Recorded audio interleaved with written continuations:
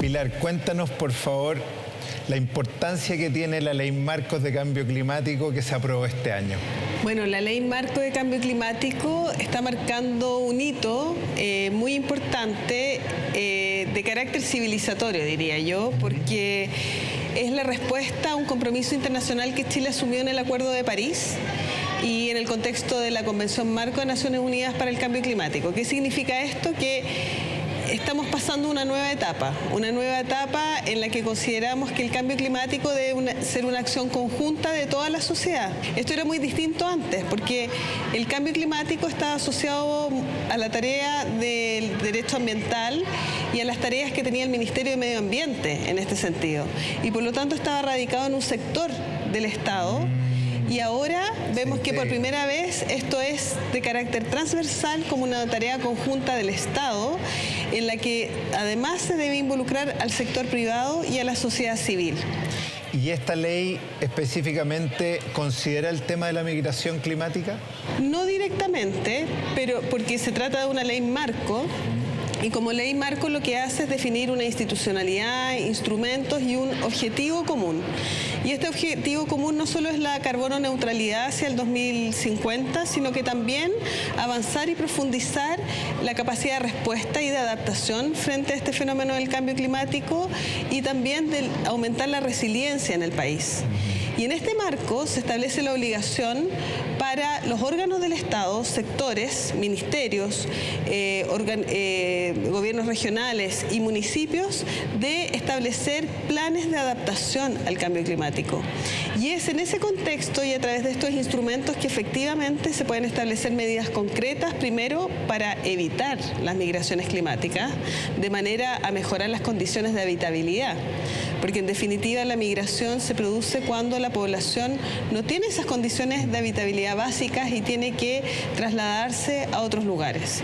Entonces, a través de medidas eficaces de adaptación podemos evitar esas situaciones o bien establecer medidas para que esas migraciones se produzcan de manera respetuosas de la dignidad de las personas y de sus derechos fundamentales. ¿Y qué pasa con las personas que por X razón se van quedando atrapadas en las zonas donde hay problemáticas de climas severos, como por ejemplo quedarse definitivamente sin agua? En mi opinión, el abastecer a la población con camiones aljibes es una cuestión realmente una medida muy paliativa y de urgencia extrema. O sea, no podríamos basar una política pública de respuesta. Que eso sea la norma, digamos. Exacto, que sea la regla general es una cuestión muy éticamente discutible. O sea que resolviendo eso, también de alguna manera se va a resolver la migración. Exactamente, pero bueno, ahí el Estado también tiene limitaciones, y limitaciones del contexto geográfico y biofísico de los territorios.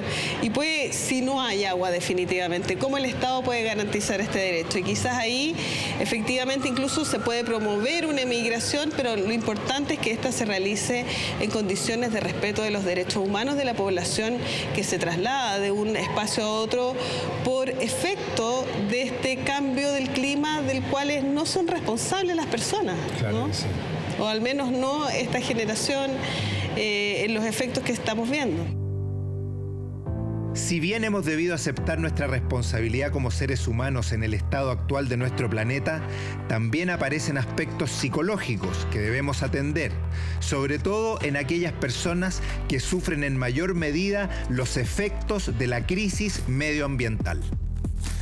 Rodolfo, cuéntanos cómo podemos abordar el tema de la migración climática sin sumar más estrés a la población, pero por otro lado, haciendo también un claro y enérgico llamado a la acción y a la empatía, ¿no? Sí, mira, es una pregunta muy importante porque los fenómenos, los procesos migratorios siempre han existido en la historia de la humanidad.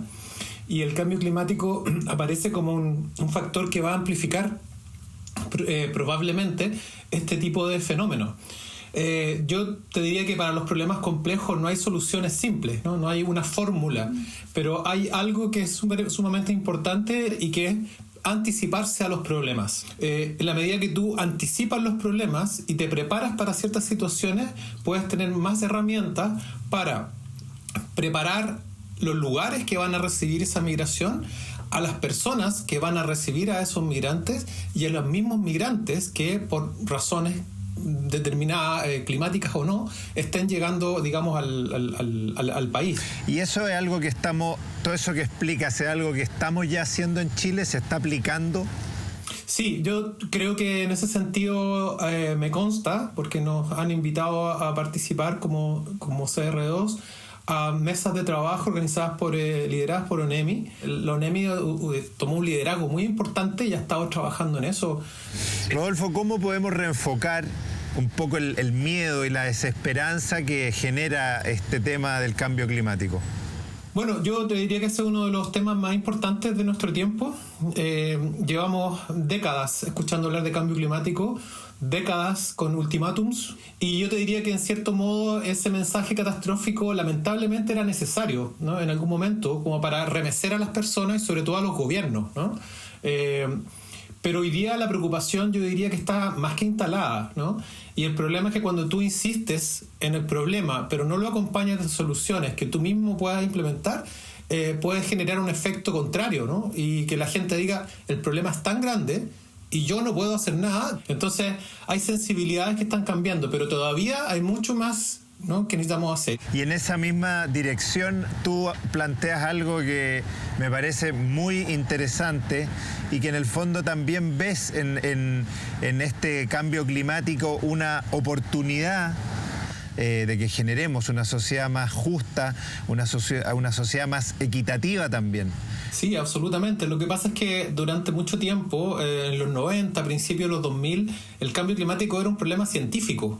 Pero hoy día ya no es un problema científico, es un problema social, un problema económico, es un problema político. Y en ese sentido podemos ver que las decisiones que tomemos como país, pensando en el futuro del país, el tipo de industria que queremos promover, el tipo de desarrollo que queremos generar, nos puede invitar, digamos, si ponemos el cambio climático sobre la mesa, a efectivamente construir una sociedad que sea mucho más justa, y de las agrupaciones sociales tienen conciencia de que aquí tenemos un tema serio, pero que tenemos esta tremenda oportunidad.